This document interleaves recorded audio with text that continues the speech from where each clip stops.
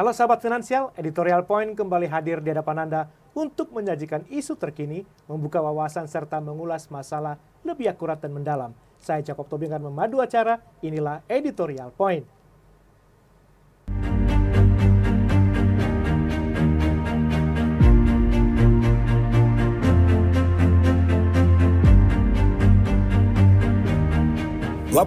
Desember 2023 merupakan hari terkelam bagi dunia pariwisata Pulau Dewata. Parahnya kemacetan seolah mencoreng wajah elok pariwisata Bali. Ratusan turis pun harus berjalan kaki hingga 3 km menyusuri tol Bali Mandara dan sekitarnya menuju Bandara Ngurah Rai. Peristiwa tak terlupakan disorot media nasional serta mancanegara. Seluruh penerbangan pada Jumat petang itu tertunda 40-60 menit dari jadwal semula. Malam itu, surga Pulau Dewata lebih mirip neraka. 29 Mei 2024, rencana lama persisnya 2011 silam, yakni proyek pembangunan jalur kereta api bawah tanah Bali Urban Rail kembali mengemuka. Proyek yang disebut hilirisasi versi pariwisata ini disampaikan akan mulai groundbreaking pada bulan September 2024 setelah mati suri 1 dekade lebih.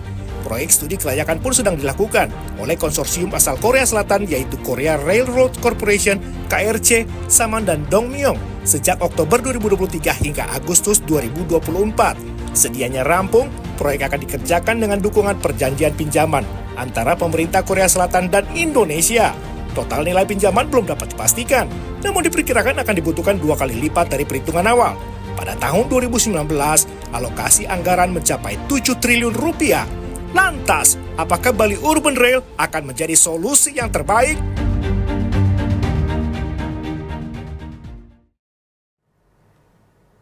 Masalah kemacetan ibarat duri dalam dunia pariwisata Bali. Setahun terakhir di tengah sengkarut wacana Bali Urban Rail, kereta api ringan bawah tanah semakin disorot.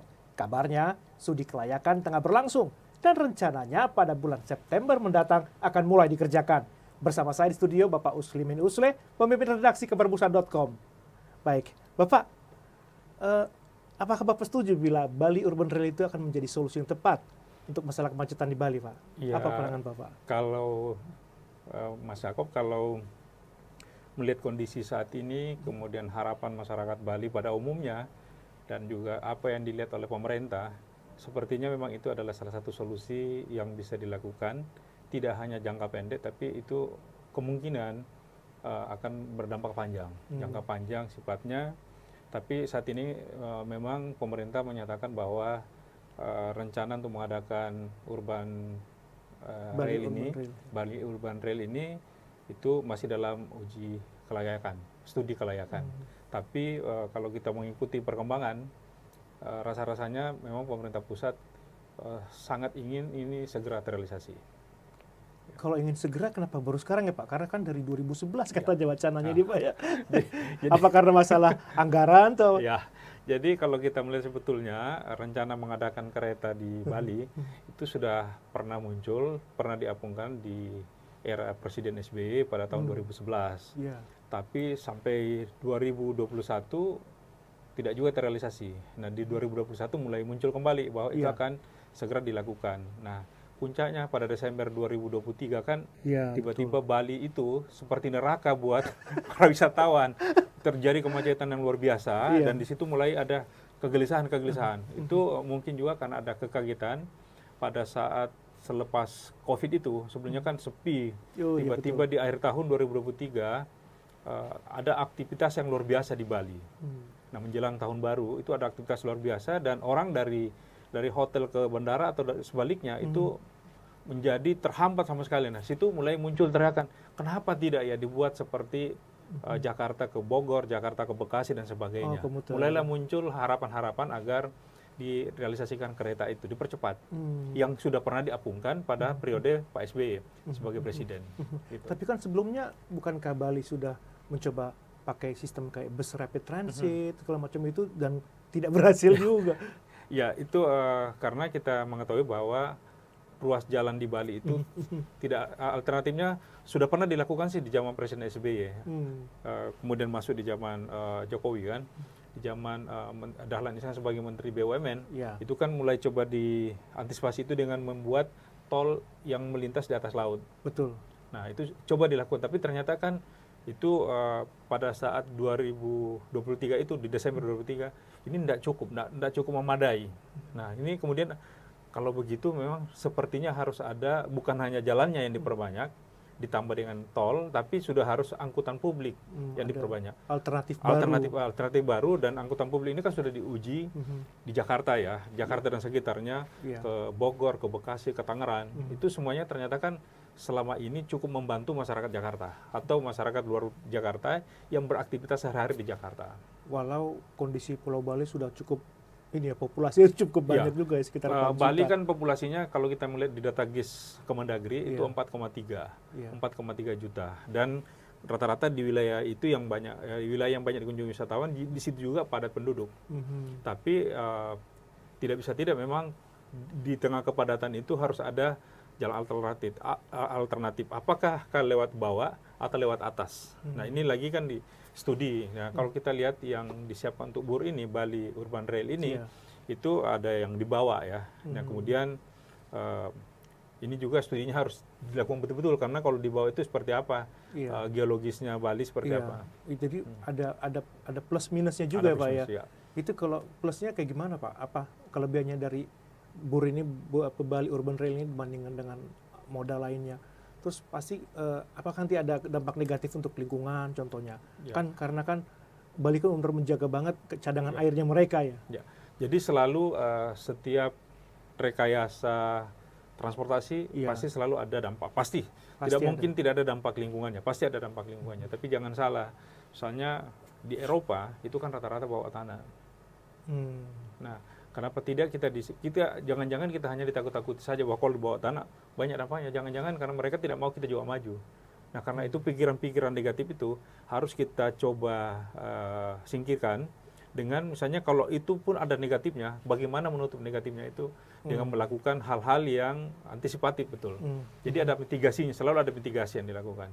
Karena misalnya dari Inggris ke Prancis itu kan sudah, di Eropa, lintas Eropa ini semua lihat bawah, dan selama ini juga kita tidak pernah dapat laporan yang bahwa ada kecelakaan atau ada dari dampak lingkungannya yang membuat kemudian pengguna transportasi moda di bawah tanah itu menjadi ada korban yang begitu banyak kan.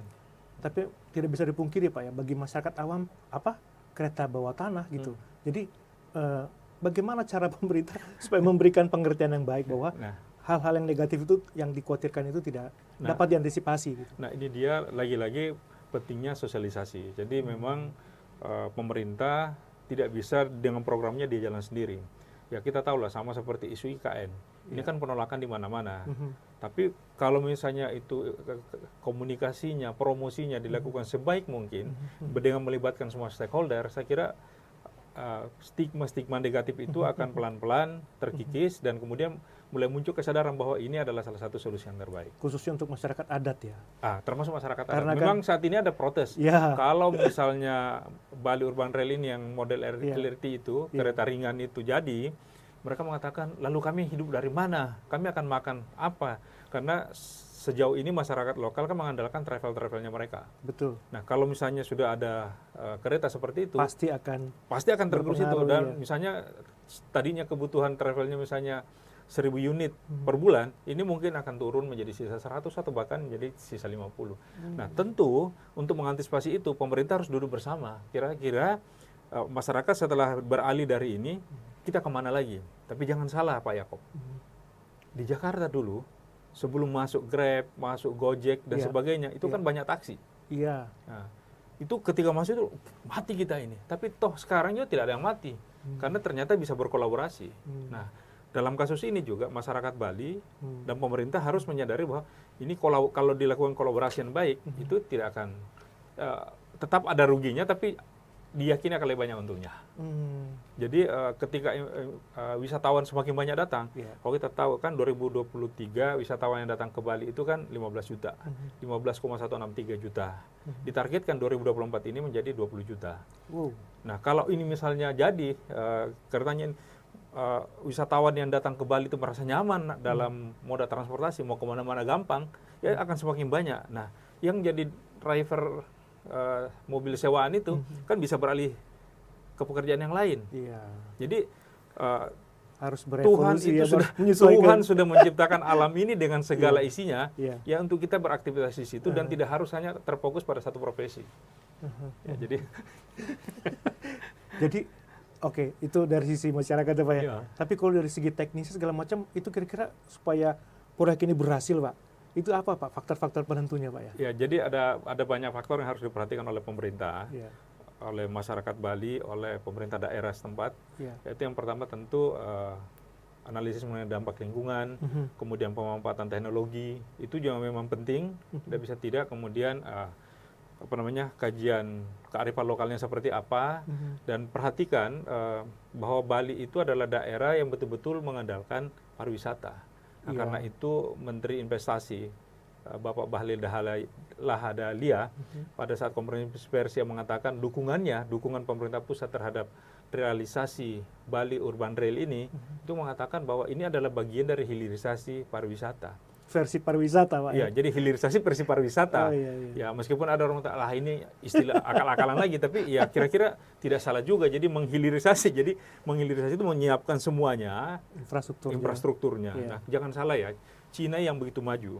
Kalau kita lihat, Cina di awal-awal, ketika dia akan mengembangkan provinsi Shenzhen, dekat Guangzhou itu, yang langsung berhadapan dengan Hong Kong, Iya. itu yang pertama disiapkan oleh pemerintah Cina, itu adalah infrastrukturnya. Infrastruktur jalan raya dan jaringan daya listriknya. Ya, kebetulan saya pernah tugas ke sana, Iya. pergi Iya. lihat-lihat bagaimana ini. Dan ternyata Shenzhen itu betul-betul saat ini, itu bisa menyaingi Hong Kong. Jadi dia berhadapan-hadapan, hanya dipisah selat sedikit. Tapi kemudian ini orang tidak perlu ke Hong Kong semuanya, segala sesuatu juga ada di Shenzhen. Nah, hal yang sama coba dilakukan oleh pemerintah kita lewat otorita Batam, supaya orang tidak perlu berbondong-bondong ke Singapura semua. Ya, bahwa saat ini kita belum maju di Batamnya, iya, mungkin ada problem-problem lain. Nah, karena itu pemerintah harusnya mengambil juga pelajaran dari kasus di Batam itu. Apa yang tidak maksimal di Batam jangan terulang di Bali Urban Rail ini. Jadi ini yang harus jadi semuanya kita harus bisa mengambil hikmah dari semua yang terjadi di dalam negeri dan bahkan juga di luar negeri. Nah, jadi karena itu feasibility study ini, studi kelayakan ini, ketika melakukan studi kelayakan betul-betul studi kelayakan, bagaimana supaya dia menjadi layak. Jadi segala problem sosialnya, problem ekonominya, problem teknologinya, itu semua harus dipikirkan baik-baik dan kemudian dicarikan solusinya yang terbaik. Bukan yang mana paling menguntungkan untuk kepentingan kelompok tertentu, tapi yang terbaik untuk jangka panjangnya. Ya. Jadi ini kan skema pembiayaannya itu kan dari pinjaman ya, Pak? Ya. Dari pinjaman dalam negeri, terus juga pengumpulan dana melalui Bali Kerti Development Fund. Terus dengan komposisi pemerintah pusat 49% dan mayoritas pemerintah daerah. Pemda 51%. Ya. Itu ideal nggak, Pak ya? Maksudnya kita ngomong soal anggaran. Untuk penghitungan tahun anggaran 2019 saja untuk Bali Urban Rail ini, itu memakan biaya sekitar 7 triliun. Bayangkan kalau sekarang 2024, yang mungkin bisa 2 kali lipat dari perhitungan semula. Sampai saat ini kan realisasinya sudah 12 triliun lebih. Iya. Ya.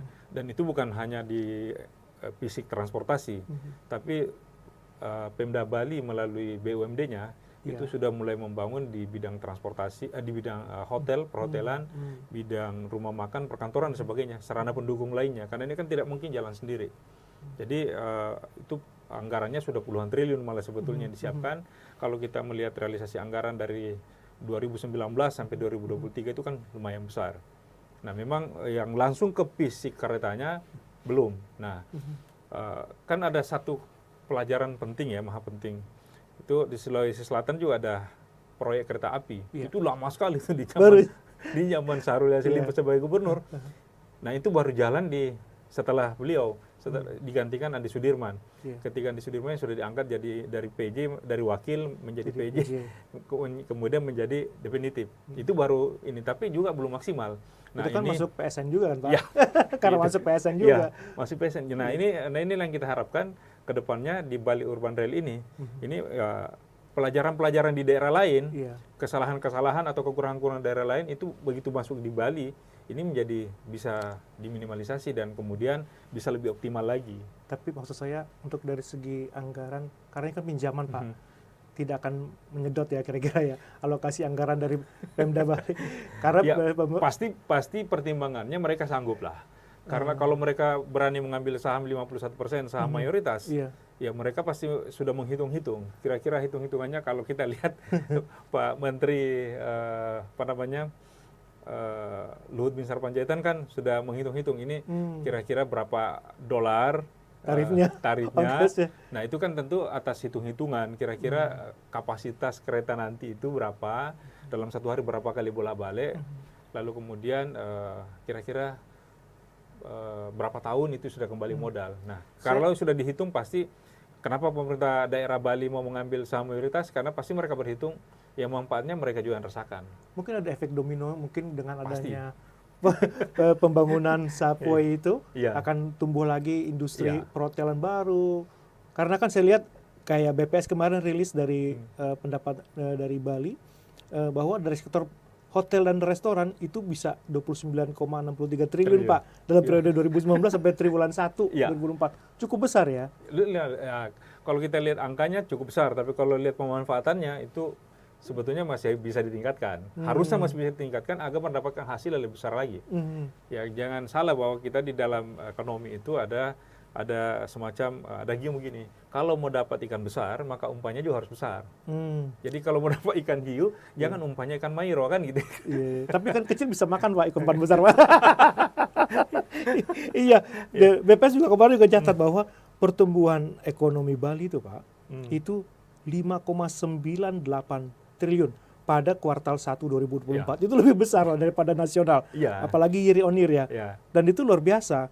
Dan sektor yang paling besar itu adalah sektor penyediaan akomodasi, makan dan minum. Ya. Jadi semuanya di sektor pariwisata. Iya. Tourism kan. Jadi makan minum dan Iya. transportasinya. Nah, jadi saya yakin atas hitung-hitungan itu maka kemudian pemerintah Bali berani mengatakan kami saham mayoritas. Dan kita dukung itu. Idealnya memang di mana-mana pemerintah daerah yang punya saham mayoritas. Seharusnya ya. Pemerintah pusat hanya sebagai penambah aja. Karena kalau semuanya harus pemerintah pusat, ya kan ada berapa provinsi di Indonesia. Tidak akan sanggup APBN kita menanggung itu. Tapi ya dengan tarif yang diperkirakan Pak Luhut kan 16.000 sampai 32.000 rupiah Pak per pax ya. Itu baru berapa tahun tuh Pak? Harus penuh terus setiap hari itu. Lumayan besar triliunan ya. Kalau memang melihat angkanya, itu kan sebetulnya bisa kalau mau didapat itu bisa dihitung-hitung tuh. Bisa ya. Ya, cara hitungnya adalah taruhlah 15.000 sampai 40.000. Jadi 15 sampai 40 berarti 55 bagi 2. Ini 20, cuma taruh 27.000 ini cuma 5 kilo loh Pak Iya. jaraknya dari bandara ke apa bandara apa sentra parkir Kuta. Kira-kira kan namanya juga LRT ya nanti yang dibangun. Iya. Sama seperti Jakarta, LRT itu kan tarifnya lebih mahal dibandingkan KRL.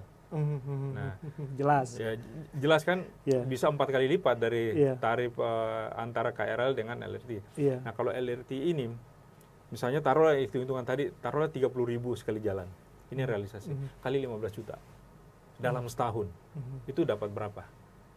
Itu dengan belum ada kereta. Tapi kalau misalnya kereta sudah jadi di Bali, maka wisatawan akan lebih enak lah. Enak dong Bali kita. Kira-kira bisa bertambah kalau target 20 juta itu kekecilan itu kalau ini kalau terrealisasi. Taruhlah kita hitung-hitungnya 25 juta wisatawan yang datang dalam setahun. Dan semuanya menggunakan kereta itu kali 30.000. Itu dapat berapa dalam setahun? Maka modal yang besar dikeluarkan itu juga akan secara kelayakan dia layak dan bisa didapat. Bandingkan dengan contoh nih kereta cepat Jakarta Bandung. Ya, yang harusnya targetnya pemerintah sekarang berapa? Terrealisasi berapa? Sekarang luar biasa peminatnya. Dan orang mengatakan di awal-awal bahwa ini pasti sampai Nabi bercucu lagi, muncul Nabi baru, itu tidak akan lunas itu. Nah, faktanya kan sekarang pihak Kereta Api Indonesia sudah mulai yakin bahwa itu akan bisa tercapai. Sudah mulai ada rencana lagi untuk kereta cepat yang lebih jauh lagi sampai ke Surabaya. Berarti kalau kayak gitu Pak, yang pelaku industri, yang punya hotel, industri makanan minuman yang nggak dilewati sama apa rute LRT bisa cemburu dong Pak ya. Karena kan menjamurnya bakal di sekitar situ tuh. Jadi lumbung-lumbung baru ya. Akan ada lumbung-lumbung baru dan saya yakin bahwa daerah-daerah yang lain pun pelan tapi pasti, kalau kita lihat di konsep awal sebetulnya. Kalau konsep awal kereta di Bali itu kan sebetulnya mengitari seluruh daerah Bali, 560 km. Di tahap awal ini yang hanya pendek kira-kira 5-20 km saja. Berarti harus 2-3 kali presiden Pak ya? Ya, kira-kira. Terima kasih Pak untuk pandangannya. Jadi kita harus selalu berpikiran positif bahwa apa yang dilakukan ini sepanjang itu cita-citanya baik, kenapa tidak ya? Dan kita sudah melihat, misalnya KRL Bogor aja, Bogor lain, Bekasi lain itu dalam satu hari, ya di kabar bursa kita pernah menurunkan bahwa dalam satu hari itu bisa sampai 1 juta lebih penumpangnya, kali 5.000 aja, 5.000 kali 1 juta itu berapa? Kali 30 hari dalam sebulan atau 365 hari dalam setahun. Berapa keuntungan kereta api kan? Iya, seharusnya. Gitu. Iya masih masuk akal ya. Hitungan bisnisnya, Pak. Baiklah. Demikian Sobat Finansial, terima kasih telah bergabung bersama kami sejak awal hingga akhir. Semoga pembahasan pada episode kami kali ini bisa membuka ruang diskusi, memberikan manfaat serta wawasan berharga. Kami mengundang Anda untuk berinteraksi, utarakan saran, serta pendapat Anda lewat kolom komentar kami. Dan jangan lupa klik subscribe, like, dan serta aktifkan notifikasi untuk mengikuti episode-episode kami berikutnya yang menarik. Tidak kalah penting, ikuti juga rujukan berita ekonomi Anda, kabarbursa.com. Saya Jacob Tobing, pamit undur diri. Sampai jumpa di episode berikutnya. Terima kasih.